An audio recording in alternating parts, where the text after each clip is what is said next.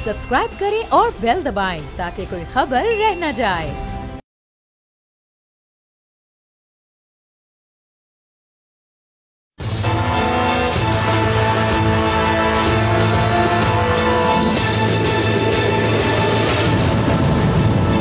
अस्सलाम वालेकुम नाज़रीन, मैं आपका मेज़बान समी इब्राहिम और आप देख रहे हैं प्रोग्राम तज्ज़िया। स्टूडियो में मेरे साथ हैं एहतशाम अब्बासी, हमारे कॉरेस्पॉन्डेंट हैं, कोर्ट्स को कवर करते हैं, और हमें ज्वाइन किया है lieutenant general retired Abdul Qayyum साहब, सेनेटर, जिनका ताल्लुक़ PMLN से है।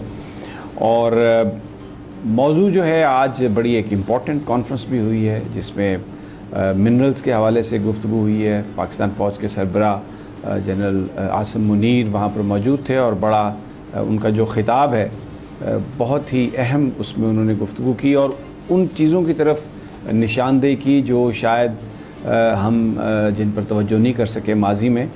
हमारे जो मादनियात हैं उनको उस तरह एक्सप्लोर नहीं कर सके। पाकिस्तान कितना अमीर मुल्क है, अगर हम उन मादनियात को ज़मीन के सीने से निकाल कर उसको अगर हम मार्केट कर सकें, तो जो आज हमारी सूरत हाल है कि हम चंद टकों के लिए कभी IMF के पास जाते हैं, कभी दोस्त ममालिक के पास जाते हैं।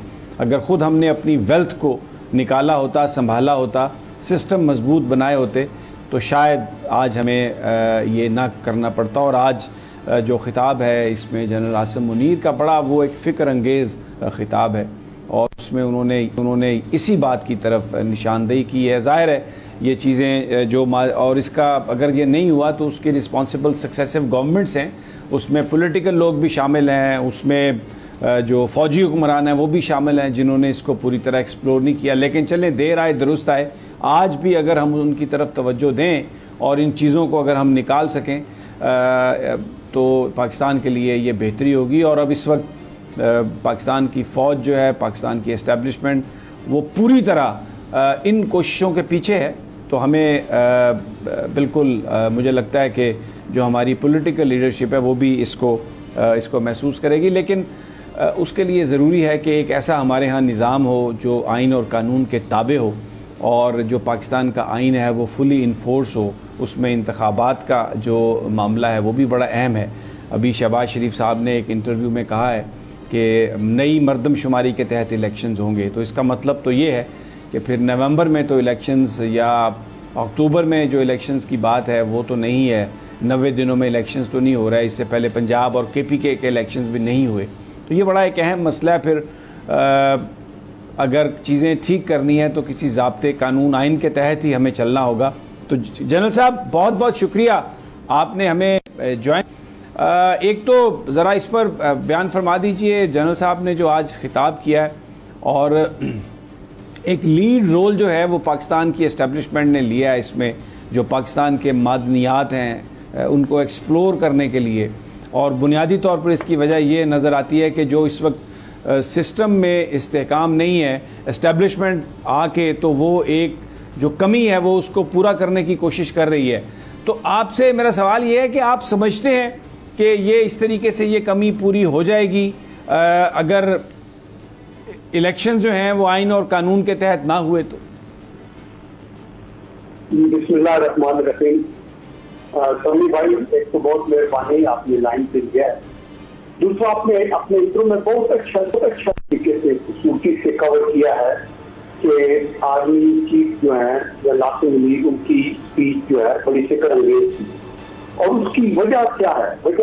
वजह ये है कि चीफ ऑफ आर्मी स्टाफ अगर मैं भी उनकी जगह होता तो मुझे भी इस चीज का इदराक होता कि इकानमी या मईशत और सिक्योरिटी, ये दोनों के लिए लाजमो मजलूम है। यानी इकोनॉमिक्स की प्रॉस्पेरिटी सिक्योरिटी के बगैर नहीं हो सकती, और मुल्क की सलामती की तहफ़्फ़ुज़ इकानमी के बगैर आप नहीं कर सकते। जब तक कि मईशत मजबूत न हो, आपकी जो सिक्योरिटी की रिक्वायरमेंट है वो पूरी नहीं हो सकती। तो देयरफॉर आई थिंक के, और ये पाकिस्तान हम सब का पाकिस्तान है, इसमें ये नहीं है कि सियासतदान का ज्यादा हक है या एस्टैब्लिशमेंट का हक है या किसी और प्रोफेशन का है, ये हम सब का, हमारी पहचान पाकिस्तान है।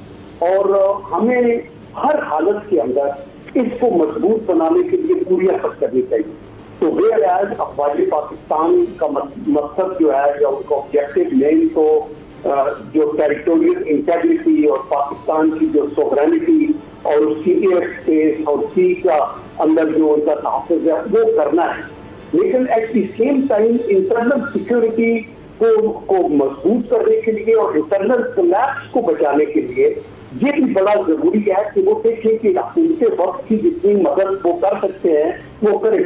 और इसका ये मतलब नहीं है कि हमारी जो फील्ड आर्मी है जिसका काम डिफेंस है उसको हम अंदर लगाएंगे। हमारे पास अदारे ऐसे हैं, हमारी सिर्फ सुपरविजन के अंदर भी वो करेंगे। फौजी फाउंडेशन के अदारे हैं जो ऑलरेडी उस सूरत के अंदर बहुत सारा काम कर रहे हैं।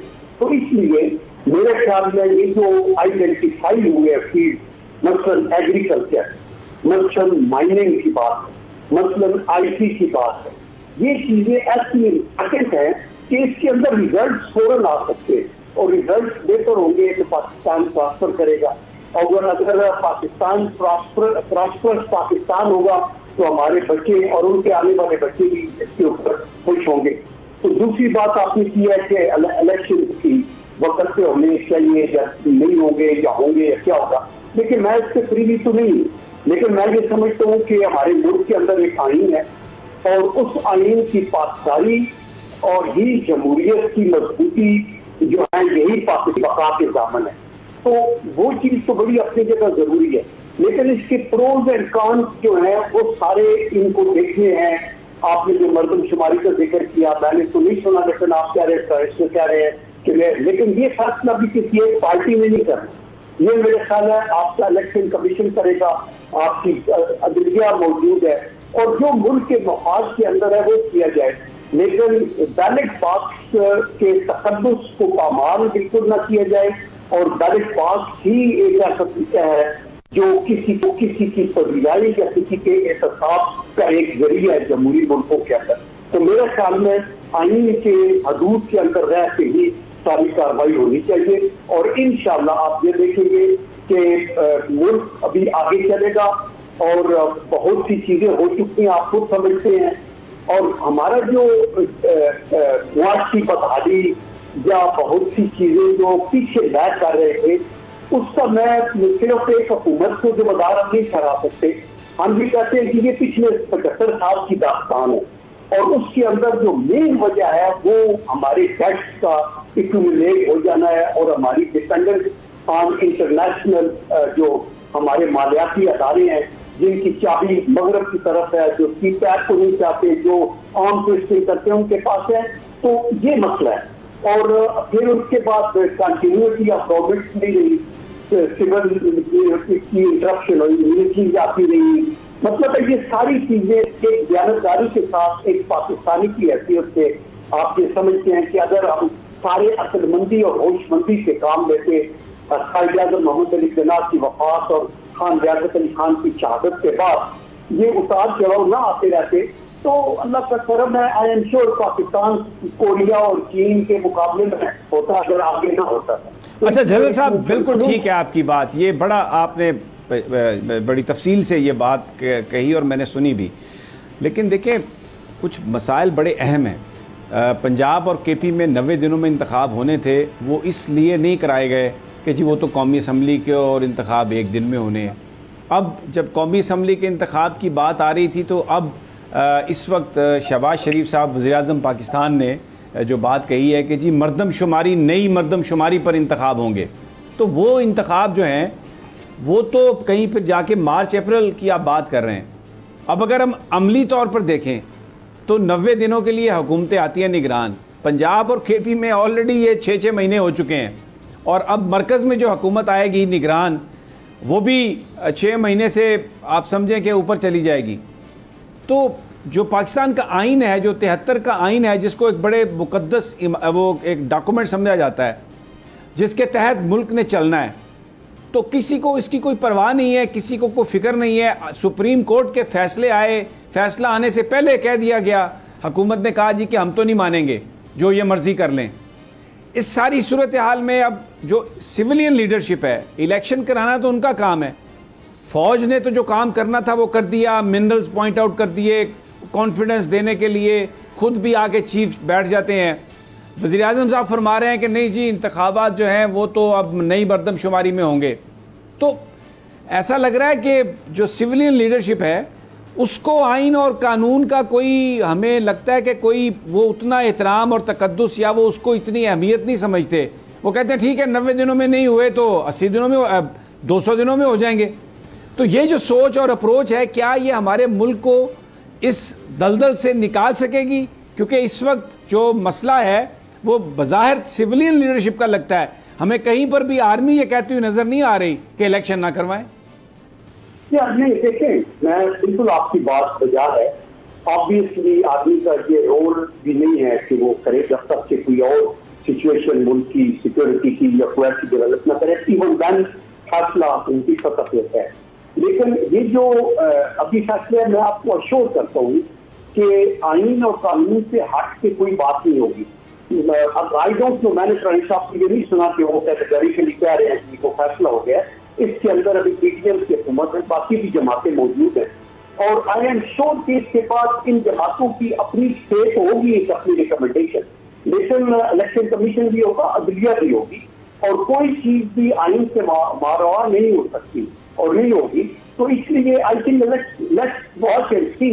आई एम श्योर के आइन के और कानून की हदूद के अंदर रहती मसाइल को आगे लेके जाया जाए। अच्छा, मैं आपसे कोई ये नाम नहीं पूछना चाहता, जाहिर है maybe you are not privy to that information, maybe you have that information.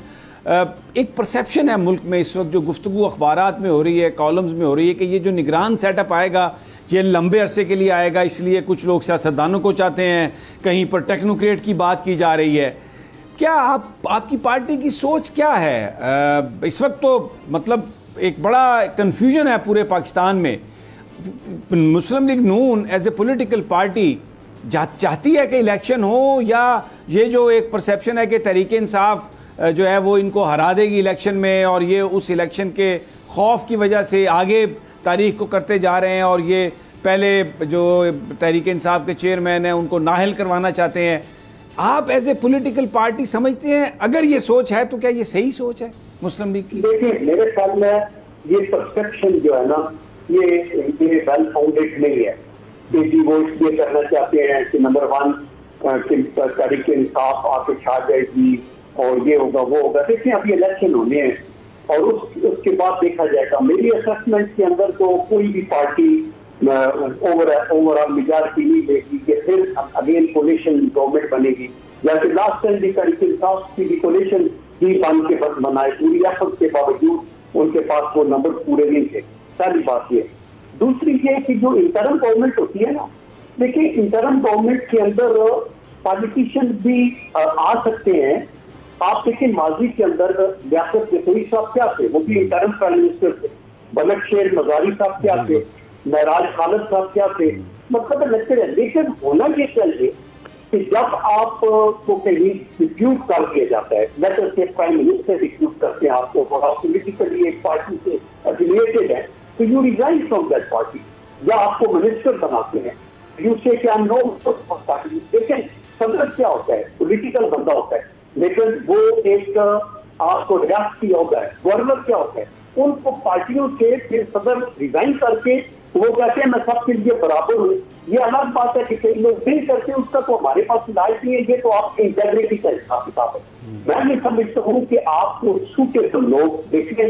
सबसे पहले मुल्क की रिक्वायरमेंट को आपको आगे देखना है कि कंटिन्यूटी ये 2 महीने 3 महीने जो भी आपके टाइम के हैं, इसके अंदर आप देखिए कौमों की तारीख में सली भाई, ये जो साल या महीने नहीं बल्कि घंटे और मिनट्स भी इंपॉर्टेंट होते हैं।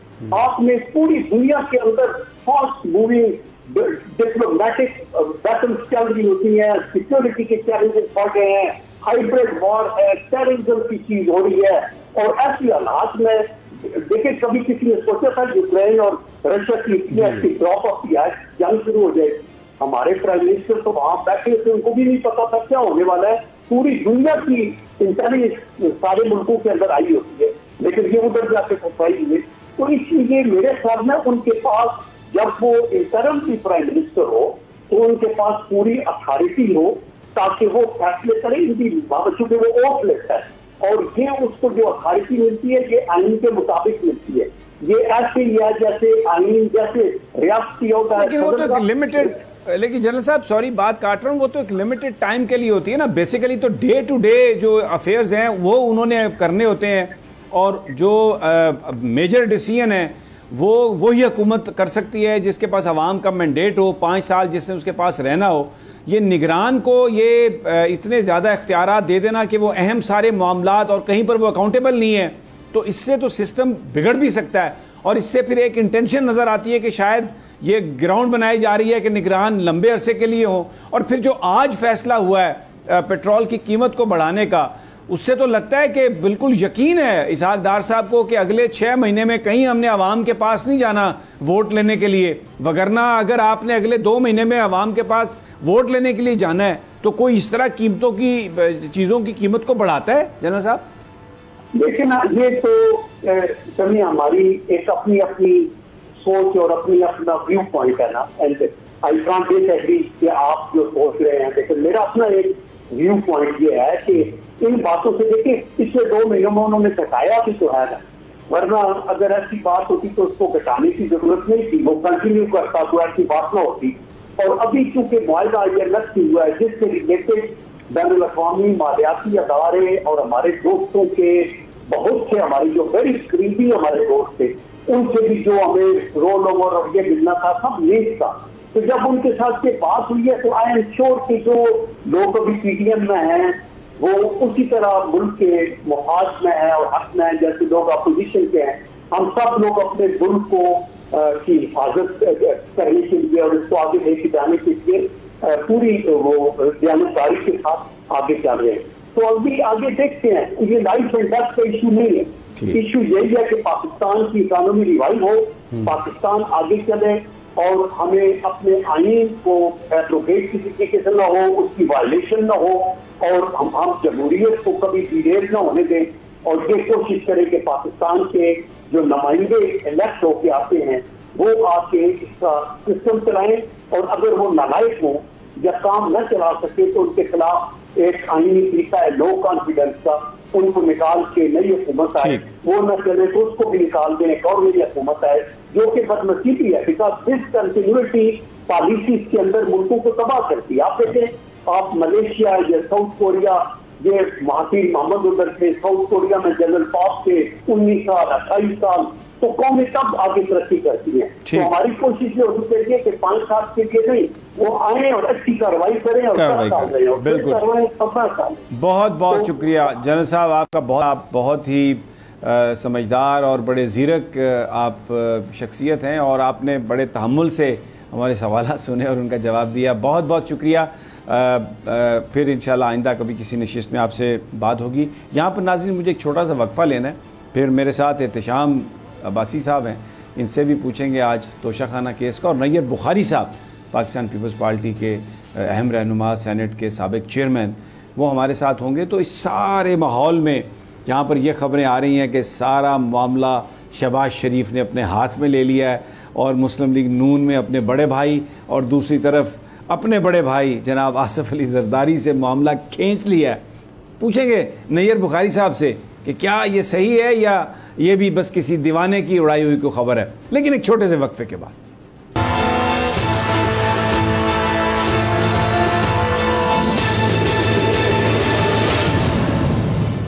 वेलकम बैक नाजरीन। पाकिस्तान की सियासत पर बात हो रही है और अब इस मरहले पर हमारे साथ हैं नैयर बुखारी साहब, सेनेट के साबिक चेयरमैन हैं, पीपल्स पार्टी के बड़े अहम रहनुमा और बड़ी उनकी से रही है, एक बड़ा भरपूर पॉलिटिकल कैरियर है उनका।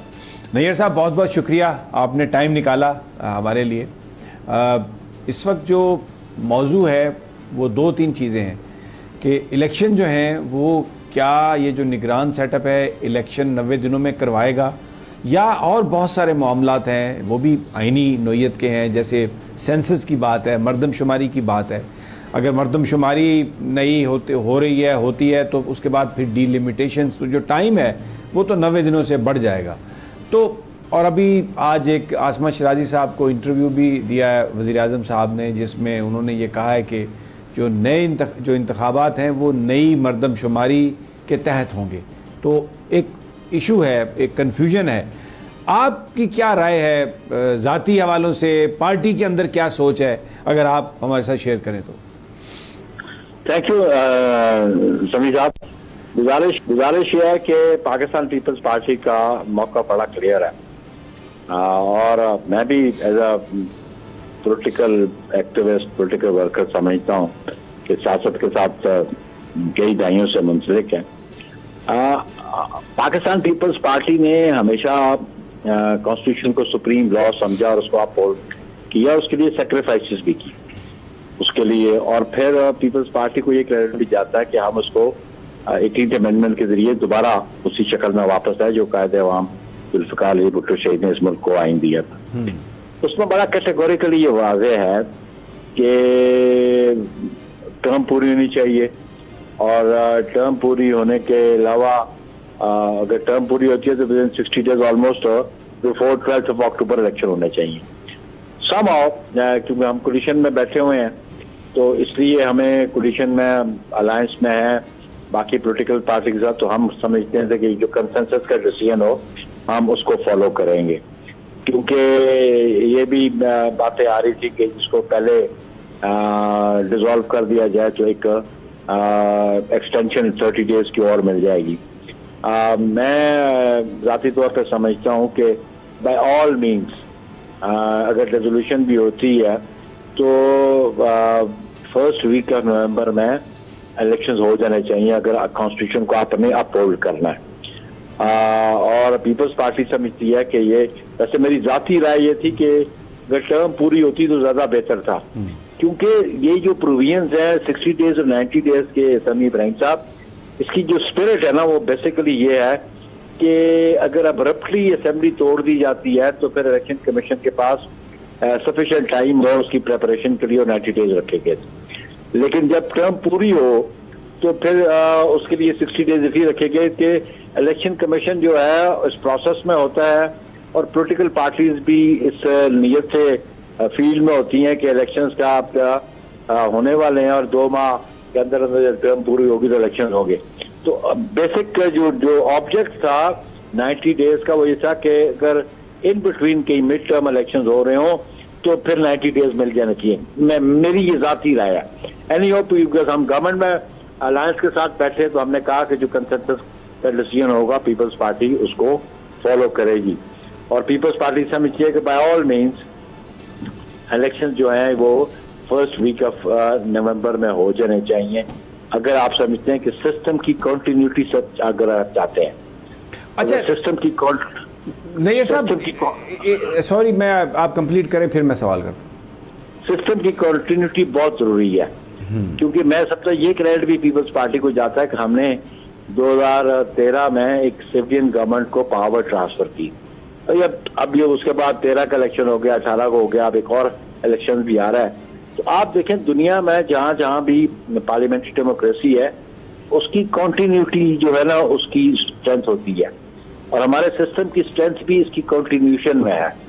तो मैं तो बड़ा जोरदार तरीके से समझता भी हूँ, उसके आर्गू भी करते हैं कि by all means system should continue, और ये चीजें रिफाइन भी तभी होती हैं और चीजों में के लिए आप रिफॉर्म्स भी तभी लाते हैं when there is a continuity in the system. अच्छा, एक जो परसेप्शन है कि पीपल्स पार्टी को तो शायद इतना ज़्यादा कोई नुकसान नहीं है, इसलिए कि जो पावर बेस है, जो वोटर्स बेस है वो सिंध ज़्यादा है, वहाँ पर आपकी सूबाई हुकूमत है, 2 दफ़ा आ चुकी है, और अभी भी वहाँ पर कोई नज़र नहीं आता पीपल्स पार्टी को कुछ पॉलिटिकल थ्रेट हो। आप कराची में भी आपने अपना मेयर बनवा लिया है। लेकिन नून लीग का इशू है, पंजाब बैटल ग्राउंड है पीटीआई और नून लीग के बीच, तो इसलिए नून लीग को ये नज़र आ रहा है कि अगर अभी इलेक्शन हुए तो इन इलेक्शन में शायद वो पीटीआई को ना हरा सकें, तो वो डिले चाहते हैं। वो वज़ीर आज़म भी ऐसा निगरान सेटअप जो है वो लंबे अरसे के लिए चाहते हैं, वज़ीर आज़म भी अपना बनाना चाहते हैं, और इस हवाले से जो इस वक्त मुज़ाकरात हो रहे हैं आप और मुस्लिम लीग के दरमियान, कुछ अगर आप हमें बता सकें कब तक कंसेंसस हो जाएगा, और क्या आप इसे एग्री करते हैं कि नून लीग जो है वो इलेक्शन आगे ले जाना चाहती है? देखिए समी साहब, पॉलिटिकल पार्टीज के क्या डिजाइन है इस पे अभी तो बंदा स्पेकुलेट कर सकता है या प्रिज्यूम कर सकता है। राइट। जब तक चीजें ऑन ग्राउंड नहीं आती, तो अभी तक so far it is a speculation कि मुस्लिम लीग ये चाहती है। माइट भी कोई और पॉलिटिकल पार्टी भी शायद चाहती हो, लेकिन at least Peoples Party is very clear on this. एक बात ये बात है। सेकेंडली एक बात आप जरूर ध्यान में रखें कि इस गवर्नमेंट का ज्यादा से ज्यादा 8-9 दिन और है, और उसके बाद they will be out of power, मतलब पावर कॉरिडोर्स में तो ये नहीं होंगे। फिर मामला होगा केयर टेकर का, caretaker and the election commission of Pakistan. Election commission of Pakistan responsible है to hold free and fair and transparent election within prescribe period जो उसका है। और उसके लिए हम समझते हैं कि हमारा इलेक्शन कमीशन तो बड़ी अथॉरिटी है उसके पास, अगर वो अथॉरिटी एक्सरसाइज करे तो। इंडिया में तो केयर टेकर सिस्टम नहीं है, बाकी दुनिया में भी नहीं है, लेकिन आप देखें इंडिया का जो इलेक्शन कमीशन है बड़ा पावरफुल इलेक्शन कमीशन होता है ड्यूरिंग इलेक्शन प्रोसेस। हम समझते हैं कि अपनी स्ट्रेंथ इलेक्शन कमीशन को इस्तेमाल करनी चाहिए। वो caretaker government day to day affair के लिए, और फिर अभी एक अमेंडमेंट भी की है उन्होंने to the extent of international, जब आप उन्हें कोई एग्रीमेंट्स करने हो तो उसके लिए आपने एक प्रोविजन रखी है। लेकिन ये बेसिक जिम्मेदारी इलेक्शन कमीशन की और केयर टेकर गवर्नमेंट की होगी। अगर केयर टेकर प्रोलॉन्ग होती है तो मुझे पता है under what provision of law, under what provision of law. बिल्कुल। लेकिन एक बात है कि ये बात भी समी साहब बड़ी शोरों से कहती थी कि 90 डेज के बाद ये इलीगल हो जाएगी। ये पीटीआई वालों ने केस भी फाइल किया, लेकिन मेरी बहुत पहले से ऑब्जर्वेशन थी कि 90 days prescribe care taker government के लिए नहीं है, और care taker government beyond 90 days जाती है। इलेक्शन होते हैं, उसके बाद विद इन 14 डेज उसका रिजल्ट अनाउंस होता है, विद इन 21 डेज उसका सेशन आता है, गवर्नमेंट कॉन्स्टिट्यूट होती है, तो it extends till next prime minister, elected prime minister office में नहीं आता। तो ये कंसेप्ट जो है ना, ये बड़ी गलतफहमी सी है कि वो जी 90 डेज के बाद जाएगी तो इलीगल हो जाएगी। किसी आइन के किसी आर्टिकल में ये नहीं लिखा कि ये केयर टेकर गवर्नमेंट जो है वो सिर्फ 90 डेज के लिए। अच्छा नैयर साहब, ये बात मैं आपकी बात ये मान ली, तो ये भी तो नहीं लिखा हुआ ना कि चले 90 डेज में आप 95 डेज हो जाए, किसी वजह से 100 डेज हो जाएं। ये भी तो किसी आइन में नहीं लिखा हुआ ना कि ये नॉन इलेक्टेड जो गवर्नमेंट है ये 4 साल तक या 2 साल तक या 1 साल तक हुकूमत करती रहे, और आप उन्हें इख्तियार दे दें बड़े मुआहदों का, और उसके बाद सारे मुआहदे वो करते जाएं। ये भी तो कोई आइन की स्पिरिट नहीं है ना। नहीं, मैं सामी साहब ये बिल्कुल दुरुस्त कहा। केयर टेकर का पीरियड प्रेस्क्राइब नहीं है, इलेक्शन के पीरियड प्रेस्क्राइब्ड है। देखे ना, इलेक्शन का पीरियड प्रेस्क्राइब्ड है, तो हम समझते हैं कि उस जो प्रेस्क्राइब पीरियड है उसके अंदर इलेक्शन होंगे, तो फिर केयर टेकर की जरूरत ही नहीं रहेगी उस टाइम के बाद, फिर तो नई गवर्नमेंट आ जाएगी। वही तो मैं कह रहा हूँ बिल्कुल कि वो प्रोवाइडेड है कॉन्स्टिट्यूशन में। लेकिन यहां पर तो अब ये हो रहा है कि इलेक्शन जी डिलिमिटेशंस होंगी, सेंसस होगा, तो शुरू में ही पता है कि ये तो 6 महीने के बाद होना है इलेक्शन। नहीं, फिर एक और बात कर दो, फिर एक और बात भी यार, ये बिल्कुल अभी जो प्राइम मिनिस्टर साहब ने कहा, मैं समझता हूँ कि इस इशू को काउंसिल ऑफ कॉमन इंटरेस्ट पर जाना था। ये डिसीजन वहां होना था कि ये जो अभी है सेंसस, इसको हम अप्रूव करते हैं तो it should be officially published. उस पर भी एक क्वेश्चन मार्क आ गया, एमक्यूएम की तरफ से। कल उनके लीडरान की जो प्रेस कॉन्फ्रेंस है, वो कहते हैं जी हमें तो प्रॉपरली काउंट ही नहीं किया गया, हमें तो 1 करोड़ कम हमारी पॉपुलेशन। वो कहते हैं 3 करोड़ से कम हम मानते ही नहीं है। अब ये एक नई बात आ गई है, वो कहते हैं 3 करोड़ आप करोगे तो हम मांग करेंगे, नहीं तो हम नहीं मानते। देखो ना, दिस इज अनदर इशू। तो फिर वो अलायंस में भी बैठे हैं, वो कोलिशन पार्टनर्स भी हैं, तो prime minister will take a decision. सिर्फ प्राइम मिनिस्टर नहीं, उस कोलिशन पार्टनर बैठ के उस इशू पे डिसीजन। लेकिन यहाँ पर एक चीज है फिर नैयर साहब, एक चीज है, जब कासम सूरी की जो रूलिंग थी उसको जब फारिग किया सुप्रीम कोर्ट ने, तो इलेक्शन कमीशन ने कहा हम 7 महीने में इलेक्शन करवा देंगे। साल से ज़्यादा हो गया इस गवर्नमेंट को, तो ये इतना बड़ा टाइम था, ये सब कुछ करवा सकते थे, लेकिन वो जो नज़र आ रहा है कि डिले इस तरह से किया गया, चीज़ों को लेके इस तरह चला गया कि अब मज़ीद आपको कुछ महीने चाहिए, तो ये तो सारा फिर एक शुरू से डिज़ाइन नज़र आ रहा है कि अगर ये समझे कि आदमी के आप सब डिले कर रहे थे। नहीं समी इब्राहिम, एक और इशू भी है इसमें। इशू ये है कि अगर ये नया सेंसस पब्लिश करते हैं, आई होप सो कि कल काउंसिल ऑफ कॉमन इंटरेस्ट पे वो क्या डिसीजन आता है उसका, आया वो पिछले भी एग्री करते हैं या नए के लिए वो मान जाते हैं बात। नए के लिए वो बात कैसे मानेंगे, एमपीएम का अपनी बल्कि हमारा कराची चैप्टर की जो सेंट चैप्टर की हमारी पार्टी है उसकी भी सर्टन उसमें कंसर्न शो किए थे रिगार्डिंग सेंसस। ये अब काउंसिल ऑफ कॉमन इंटरेस्ट है, क्योंकि हमारा चीफ मिनिस्टर उसमें बैठा होगा सेंट का, तो वो बैठ कर डिसाइड करेंगे, पहली बात।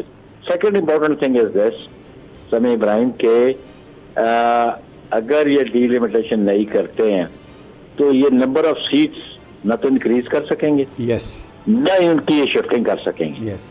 उसका रीजन ये कि से अगर वो नंबर ऑफ सीट्स पंजाब की रिड्यूस करते हैं और बलूचिस्तान को देते हैं फॉर एग्जांपल, तो they need an constitutional amendment, और वो असेंबली तो है नहीं, constitutional amendment, parliament in existence नहीं होगी, बिल्कुल। तो how will they bring the constitutional amendment? There are many issues, there are many issues. फिर मुझे लगता है कि उधर ही जाएगा, सुप्रीम कोर्ट की तरफ ही मामला जाएगा, और फिर नून लीग बड़े दावे कर रही है कि सितंबर में तो गलियां हो जान सुंजियां विच मिर्जा यार फिरे। नहीं देखें, एक बात ध्यान में रखें, बंदा वो कहते हैं ना man proposes and God disposes, बिल्कुल समझ आ गई। लेट्स सी, लेकिन एक बात मैं समझता हूँ, चाहे आप किसी जमात से भी तल्लुक रखते हो, किसी शोबे से भी तल्लुक रखते हो, हमें अपनी जिम्मेदारी का एहसास करना चाहिए। ये मुल्क हमारा है, Absolutely. इस मुल्क को हमने बेहतरी की तरफ लेके जाना है, और कमिंग जनरेशन के लिए हम क्या छोड़ के जा रहे हैं। Enough is enough. बिल्कुल सही बात है, बहुत ज़बरदस्त बात है। नैयर बुखारी साहब, बहुत बहुत शुक्रिया। It's always pleasure talking. आप हमेशा एक बड़ी रैशनल, लॉजिकल और अक्रॉस द बोर्ड गुफ्तगू करते हैं। इंशाल्लाह किसी दिन फिर आपसे नशिस्त करेंगे। बहुत बहुत शुक्रिया नैयर बुखारी आपका। एहतशाम, बड़ी ज़बरदस्त बात नैयर बुखारी साहब ने की है, और उन्होंने कोई इसमें लगी लपटी नहीं लगाई, और पूरा वो जो मामला है वो सारा खुल के बताया। आप आज आ जाए, आप मौजूद थे जनाब दिलावर हुमायूं साहब की अदालत में। आज आप भी मौजूद थे? मैं भी मौजूद था, और बड़े दिलावर साहब was in a very good mood actually. बड़ा उन्होंने हर बंदे से बात भी की, मेरे से भी उन्होंने बात की, और वहाँ पर जो चेयरमैन पीटीआई हैं उनका तकरीबन 2-2.25 घंटे वो जो सेक्शन 342 के तहत जो उनकी स्टेटमेंट है वो वहाँ पर रिकॉर्ड हुई। और कल गवाह प्राइवेट विटनेस वो जो डिफेंस पेश करेगा, उसके बाद फिर तो ये, लेकिन एक उजलत फिर भी लगती है हमें समी साहब। एक तो ये है कि तोशाखाना केस जिस पे पूरी कौम की नज़रें हैं, लेकिन यार जो आज केस, जो सारा जो एविडेंस रिकॉर्ड हुआ है उसमें तो केस बनता है। केस, मैं वहाँ पर एज ए लेमैन खड़ा था, तो केस तो है ही नहीं कोई। आप देख लें 35 हर चीज़ डिक्लेयर्ड है। 35 सवाल के जवाब जिस कॉन्फिडेंस के साथ चेयरमैन पीटीआई ने दिए, हाँ। आपको तो आपने खुद देखा है कि आपको लगा कहीं कोई ऐसा क्लास आ रहा है, कोई ऐसा इशू आ रहा है, लेकिन बड़े जो अहम एतराज़ उठाए गए हैं उसमें एक ये है कि मुझे भी ये करसा हो गया कोर्ट रिपोर्टिंग में, फ़र्द जुर्म आयद मुलज़म की मौजूदगी में होती है। तो फ़र्द जुर्म आयद हुई, मुलज़म मौजूद नहीं था, गवाह सरकारी हैं भाई। इसके अलावा 3 केस चल रहे हैं, नैब में भी ये तक चल रहा है, उधर इलेक्शन कमीशन ने किया, इधर ये जज साहब के पास क्रिमिनल एक इशू, और उस पर 3-3, 4-4 केस चल रहे हैं मुख्तलिफ अदालतों में भाई, मुख्तलिफ अदालतों में। और अब ये देख लें कि आज जो चीज़ें अदालतों में पॉइंट उठाए गए हैं, कानूनी तौर पे अगर देखा जाए तो अब ये केस कमज़ोर हो गए मेरी नज़र में, क्योंकि अगर ये जो गवाह चेयरमैन पीटीआई ने कहा कि मैंने जो तहफ़ थे मैंने ब्रिगेडियर वसीम को दिए, अब मिलिट्री सेक्रेटरी और उन्होंने सेल किए, ठीक है, उनको बताओ, और उनको कोर्ट विटनेस बुलाएं। अब बुलाना पड़ेगा। अगर ये बुलाते हैं तो आप देख लें कि छुट्टियां जो हैं, नजाई साहब ने 5 तारीख को चले जाना है। अगर वो 5 को जाते हैं तो अगर ये चीज़ें सारी होती है, और ख्वाजा आरिफ जब बहस करते हैं तो हमने देखा है कि सुबह 8:30 बजे मैं अदालत गया। अच्छा, और यहाँ पे मैं आपको रोकता हूँ, एक बड़ा इम्पोर्टेंट वो जो शॉट है शहबाज शरीफ साहब का मरदमशुमारी के हवाले से, ज़रा वो सुनवा दें ताकि फिर ये इसमें इनकॉर्पोरेट हो जाएगा। जी सुनवाइए, शहबाज शरीफ साहब ने कहा क्या नई मरदमशुमारी के हवाले से। ये शहबाज शरीफ साहब CCI का सब्जेक्ट फरमा रहे हैं, कोई सब्जेक्ट नहीं है CCI का ये। और नैयर बुखारी साहब से अभी हमारी बात हो रही थी, उन्होंने बिल्कुल वाज़े तौर पर कहा कि अगर सेंसस के नतीजे में, मरदमशुमारी के नतीजे में सीटों में इजाफा हो या कमी हो तो उसकी अप्रूवल जो है वो एक आइनी तरमीम के ज़रिए दी जाती है। और ये पार्लियामेंट जो है, ये कौमी असम्बली, ये 9 को डिज़ोल्व हो रही है और इनके पास आइनी तरमीम के लिए वोट भी नहीं है। 228 मेंबर चाहिए, 228 मेंबर ही ऐवान में नहीं है क्योंकि पीपल्स पार्टी के PTI के लोगों के इस्तीफ़े मंजूर हो चुके हैं। तो ये जो सारी कहानी की गई, निगरान वज़ीर-ए-आज़म को इख्तियार दिया जाए और उसके बाद फिर अब ये आ गए मीठे मीठे बोल के मरदमशुमारी के ज़रिए काम को आगे बढ़ाया जाएगा। तो वो जो एक बात है, एक फ़ियर है इस PDM को, मुस्लिम लीग नून को, कि इलेक्शन अगर होंगे तो नतायज इनके हक़ में नहीं आएंगे, इसलिए ये इलेक्शंस को मुलतवी करना चाहते हैं और हर तरह के बहाने बनाएंगे। और असल बात यही है कि मीडिया का काम होता है सवाल करना, हम तो सिर्फ सवाल ही कर सकते हैं, लेकिन वो जो चुपते हुए सवाल हैं वो इन्हें बहुत बुरे लगते हैं, इसलिए कोई एक्सेस नहीं दी जाती, इसलिए वो सारे मामलात किए जाते हैं। लेकिन आज जो बिल्ला है ना वो थैले से बाहर निकल आया।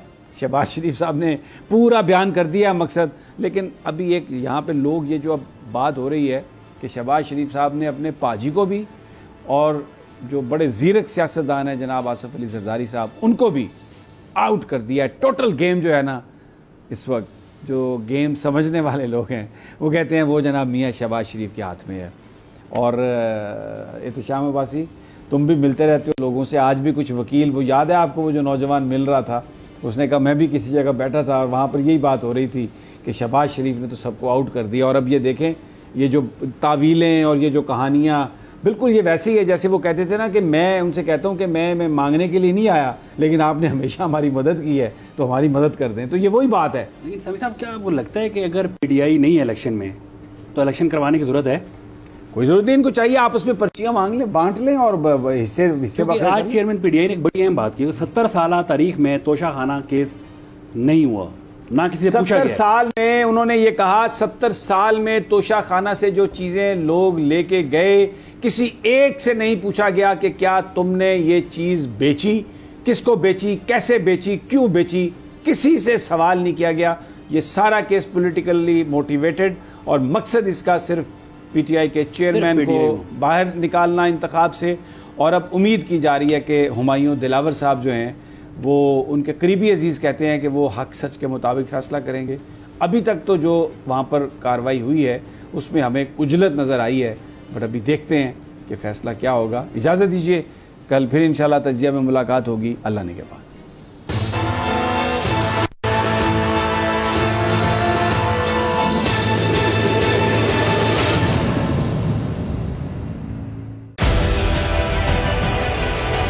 डिजिटल लोन स्कैम, आवाम को कर्जों के जाल में फंसाकर लूटने वाले भेड़िए बेनकाब। बोल की काविशें बाराबर साबित हो गईं, ऑनलाइन कर्ज माफिया के गिर्द घेरा तंग हो गया है।